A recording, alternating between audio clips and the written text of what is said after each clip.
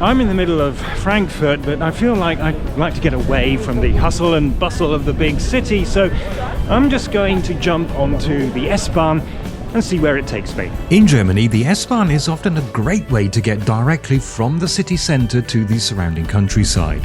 I took the S5 from central Frankfurt to Oberursel.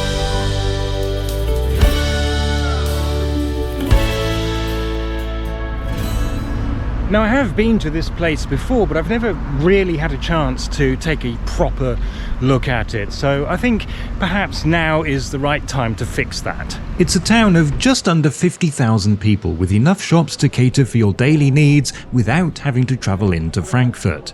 It's a bit more than just a commuter town though, as it has a small historic centre, and I would say is a great place to start a hiking trip through the Taunus hills.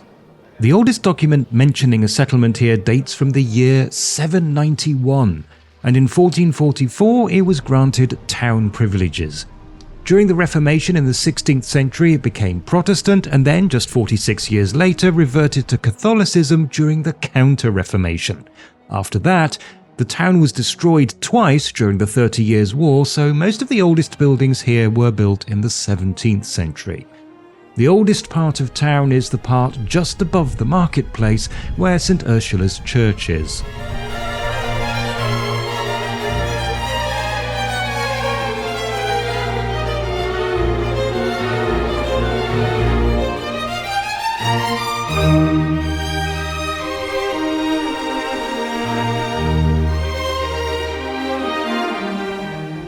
It's a shame, by the way, that this facade is currently behind netting and scaffolding, because you cannot see a little plaque commemorating the fact that Oberursel was the first place in Germany to hold a soapbox race, and apparently it still holds one every year.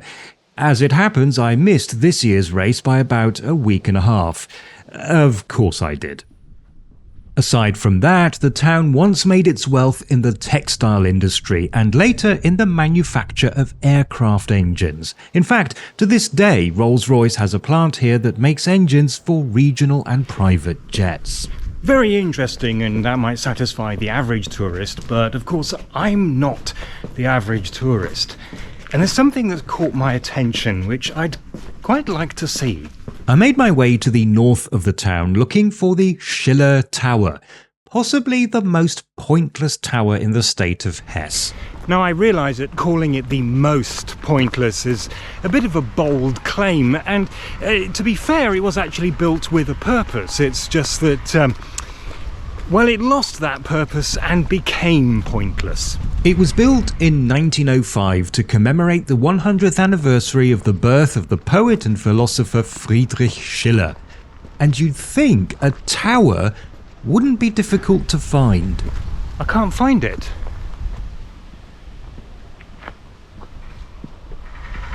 Okay, it looks like the map is slightly wrong, but it doesn't matter. I think if I just turn left here, I should be able to find it.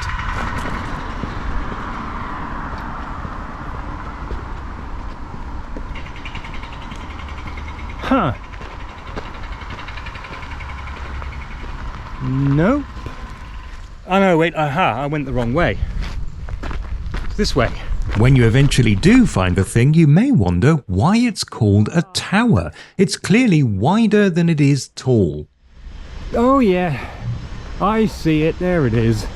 Well, this isn't what it originally looked like. It was built with an iron viewing tower 12.5 meters tall, from which people could see Frankfurt and beyond to the Odenwald. Now, it probably did have a good view, but there's something that they didn't take into account. By 1960, the trees had grown so tall that there was no view.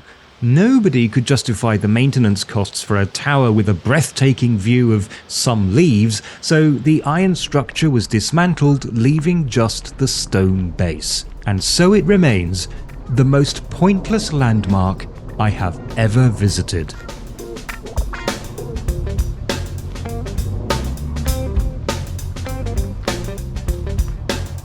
Oberursel is easily reached from central Frankfurt on the S-Bahn line S5 bound for Friedrichsdorf or the U-Bahn line U3 bound for Oberursel-Hohermark.